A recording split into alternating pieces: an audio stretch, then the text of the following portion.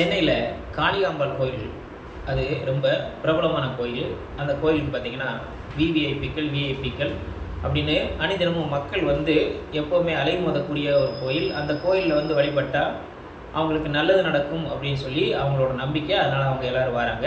அந்த அடிப்படையில் கோவையை சேர்ந்த ஒரு இளம்பெண் நந்தினி அவங்க என்ன பண்ணுறாங்கன்னா, அவங்களுக்கு அம்மா அப்பா இல்லை.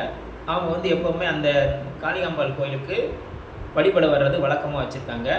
அவங்க சென்னையில் ஏதோ ஒரு தனியார் ஊடகத்தில் வேலை பார்க்கக்கூடிய ஒரு நபர். அவங்க அங்கே ரெகுலராக வழிபட்டுக்கு வர்றதை பார்த்துக்கிட்டு இருந்த அங்கே உள்ள அர்ச்சகர், அவன் பேர் என்னென்னு கேட்டிங்கன்னா கார்த்திக் முனிசாமி.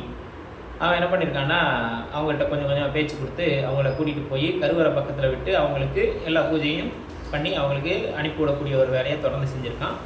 அப்படி செஞ்சுக்கிட்டே இருக்கும்போது ஒரு நாள் அதே மாதிரி அந்த அம்மாவுக்கு அந்த பூஜையெல்லாம் செஞ்சுட்டு அவங்களுக்கு கொடுக்கக்கூடிய அந்த பிரசாதத்தில் ஏதோ ஒரு மயக்க மருந்தை கலந்து கொடுத்துட்டு அவங்கள கூட்டிகிட்டு வந்து அவங்களோட வீட்டுக்கு கூப்பிட்டு வந்து விட்டுட்டு அவங்கள்ட்ட கேட்டிருக்கான், என்ன வீடு வரைக்கும் வந்திருக்கோம், வீட்டுக்கு கூப்பிட மாட்டேயா அப்படின்னு கேட்டுட்டு அவங்க வீட்டுக்குள்ளே போய் அந்த பொண்ணை என்ன பண்ணியிருக்காங்கன்னா பாலியலாக பலாத்காரம் பண்ணியிருக்கான். அதுக்கப்புறமா அவங்களுக்கு அந்த மயக்கம் தெளிஞ்சு பார்க்கும்போது தான் அவங்களுக்கு என்ன தெரிஞ்சிருக்குன்னா, அவங்க வந்து பாலியலாக சுரண்டப்பட்டிருக்குது அவங்களுக்கு தெரிஞ்சிருக்கு. அதுக்கப்புறம் அவனுக்கு ஃபோன் பண்ணி அவனை திட்டியிருக்காங்க. அவன் உடனே அங்கேருந்து வண்டி எடுத்துக்கிட்டு வந்து இவங்கள்ட்ட, மன்னிச்சிக்கோ, காளிகாம்பாள் வந்து உன் கூட உறவு வச்சுக்கிறேன்னு சொல்லி விதி, அதனால தான் நான் உன் கூட உறவு வச்சுருக்கேன், அதனால் எனக்கும் ஒரு நல்ல பலன் கிடைக்கும், உனக்கும் நல்ல பலன் கிடைக்கும் அப்படிங்கிற மாதிரி இந்த பொறுக்கிகள், அந்த பூணூல் பொறுக்கிகள் அவங்க ஏமாத்துறது வழக்கம்தான். அப்படிப்பட்ட இவன் என்ன பண்ணியிருக்கான்னா, காலப்போக்கில் அந்த பெண்ணோட வீட்டுக்கு ஏதோ ஒரு விஐபியை கொண்டு விட்டுட்டு, இந்த இருங்க பேசிக்கிட்டு இருங்க நான் வாரேன் அப்படின்னு சொல்லிட்டு அவன் வெளியே போயிருக்கான்.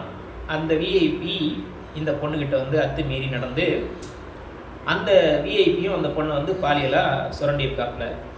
இது தெரிஞ்சவுடனே அந்த பொண்ணு வந்து விழிச்சுக்கிருச்சு, என்ன இப்படி பண்ணுறானே அப்படின்னு சொல்லி கேட்கும்போது அவன் என்ன பண்ணிட்டானா, அந்த பொண்ணை வந்து நான் உனக்கு பாதுகாப்பாக இருப்பேன், நான் உன்னை கல்யாணம் பண்ணிக்கிறேன், என் பொண்டாட்டி வந்து என் கூட சரியாக இல்லை, அதனால் நான் உன்னை கல்யாணம் பண்ணிக்கிறேன்னு சொல்லிட்டு அந்த பொண்ணுக்கு தாலியும் கட்டிட்டான்.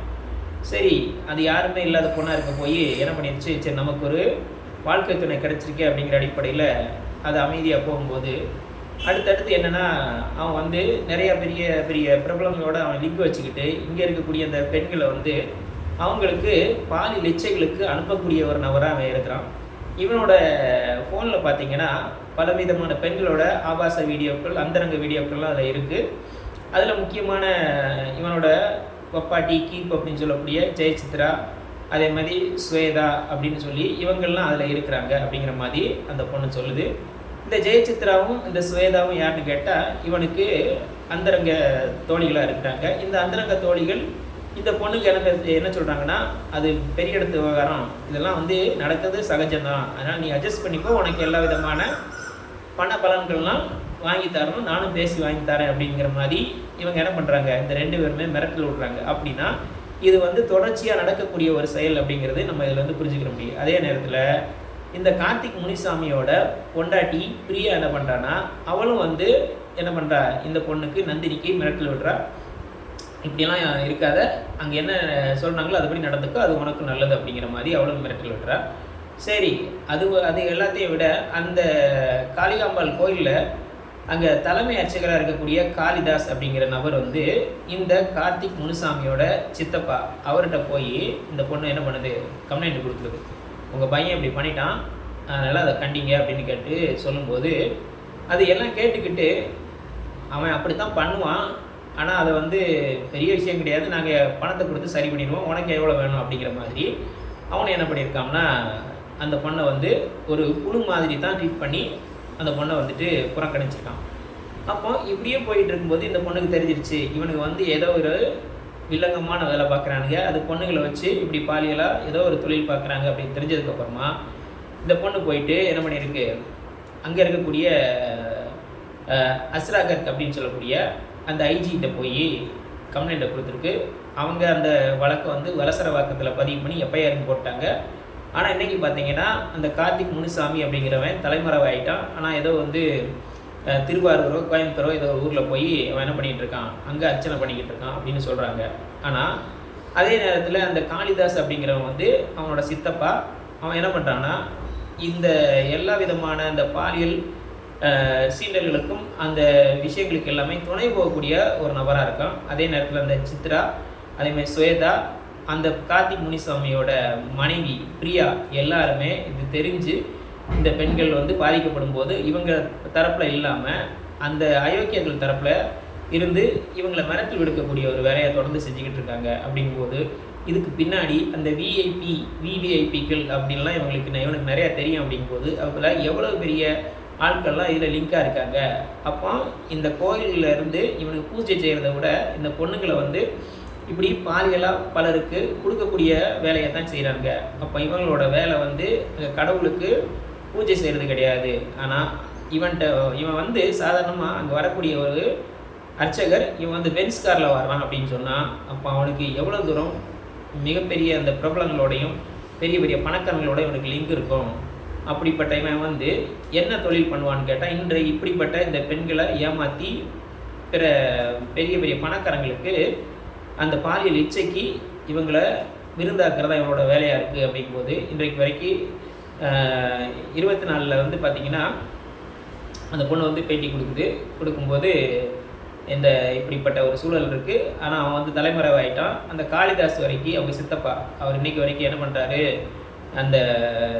என்ன பண்ணல கோயிலுக்குள்ளே தான் இருக்கிறாரு. அவர் சஸ்பெண்ட் பண்ணல. ஆனால் இவனை சஸ்பெண்ட் பண்ணியிருக்காங்களாம். யார்? கார்த்திக் முனிசாமியை. அப்போ இதுக்கு காரணமாக இருந்த இவங்களே சஸ்பெண்ட் பண்ணணும். அதே மாதிரி அந்த ஸ்வேதா, அந்த சித்ரா, அப்புறமா அவன் மனைவி பிரியா எல்லாருமே கூப்பிட்டு விசாரிக்கும்போது இதில் உண்மை என்ன இருக்குது, இதில் மிகப்பெரிய அளவில் ஒரு பெண்களை பாலியலாக சுரண்டுறதுக்கான எல்லா சாத்தியக்கூறுகளும் இருக்குது அப்படிங்கிறாங்க. இது எந்த அடிப்படையில் இருக்குது அப்படின்னு பார்க்கும்போது பொள்ளாச்சியில் நடந்துச்சுல அது மாதிரியான மிகப்பெரிய வீடியோக்கள் எல்லாம் என்னோடய ஃபோனில் இருக்குது. அதை வந்து இந்த பொண்ணு வந்து தன்னுடைய ஃபோனுக்கு மாற்றுறதுக்கப்புறம் அந்த ஃபோனை எடுத்து உடச்சி இந்த பொண்ணை அடித்து துன்புறுத்தக்கூடிய வேலையும் செஞ்சுருக்கான். அப்போது அங்கே பொள்ளாச்சியில் நடந்தது நமக்கு வெளியே தெரிஞ்சிச்சு. அதில் அரசியல்வாதிகளோட பையன் இப்படிப்பட்டவர்கள் இருந்ததுனால அது இன்றைக்கு ஊற்றி மூடி அது ஒன்றும் இல்லாத அளவுக்கு போயிடுச்சு. ஆனால் அதே நேரத்தில் இங்கே பார்ப்பனர்கள் செய்யக்கூடிய இந்த பாலியல் இச்சைகள், பாலியல் தொழில்களுக்கு எந்த விதமான ஒரு கட்டுப்பாடு இல்லாமல் இப்படி போகுது அப்படின்னு சொன்னால் நாம் எதை நோக்கி பயணிக்கிறோம் அப்படின்னு தான் நம்ம கேட்க வேண்டியது இருக்குது. கண்டிப்பாக இங்கே நம்ம சமூக நீதி எல்லாமே பேசிகிட்டு இருக்கோம். கடவுள் எல்லாருக்கும் சமமானவர். அப்போ கடவுளுக்கான பணி செய்யக்கூடியவங்க எல்லாரும் நல்லவர்களாக இருக்கணும் அப்படின்னு பேசிகிட்டு இருக்கும்போது இவங்க என்ன பண்ணுறாங்கன்னா அந்த கடவுளுக்கு பணி செய்யக்கூடியவங்கெல்லாம் இந்த பாலியல் தொழில்களையும் இந்த பாலியலுக்கு இந்த அங்கே வரக்கூடிய பெண்களையும் இப்படி அணுகக்கூடிய ஒரு விஷயத்தை பார்க்கும்போது இவன்கிட்ட பக்தி கிடையாது, இவங்கள்ட்ட பணம் மட்டும்தான் முக்கியம் அப்படிங்கிறது நமக்கு வெளிப்படையான ஒரு செய்தியாக இருக்குது. அதனால் பார்த்திங்கன்னா இந்த அறநிலையத்துறையும் அதே மாதிரி இந்த அறநிலையத்துறை அமைச்சரும் தமிழ்நாடு முதலமைச்சரும் இதில் தலையிட்டு என்ன செய்யணும், அவங்க இந்த பெண்ணுக்கான ஒரு நீதியை வாங்கி கொடுக்கக்கூடிய ஒரு வேலையை செய்யணும். அப்படி செய்யும்போது தான் இந்த கோயில் வந்து கொடியவர்களும் கூடாரமாக மாறாது அப்படிங்கிறதுக்கு சிறந்த உதாரணமாக இருக்கும். இல்லைனா அந்த கோயில் வந்து கொடியவர்களின் கூடாரமாக மாறி இங்கே இருக்கக்கூடிய பெண்களுக்கு மிகப்பெரிய பிரச்சனையையும் துன்பத்தையும் இங்கே பக்தர்கள் அப்படிங்கிற பேரில் போகக்கூடியவங்களுக்கு மிகப்பெரிய அச்சுறுத்தல் ஏற்படுத்தக்கூடியதாக இருக்கும். அதனால் தமிழ்நாடு அரசு தீவிரம் காட்டி இதற்கான ஒரு தீர்வை காண வேண்டும் என்று சொல்லி இது போன்ற சமூகம், அரசியல், பொருளாதாரம் மற்றும் விளிம்பு நிலை மக்களின் குரலாக ஒலிக்கும் தாடிக்காரன் தடி யூடியூப் சேனலை லைக் பண்ணுங்கள், ஷேர் பண்ணுங்கள், கமெண்ட் பண்ணுங்கள், அப்படியே சப்ஸ்கிரைப் பண்ணுங்கள். மானமும் அறிவும் மனிதனுக்கு அழகு. நன்றி. நான் குமார்.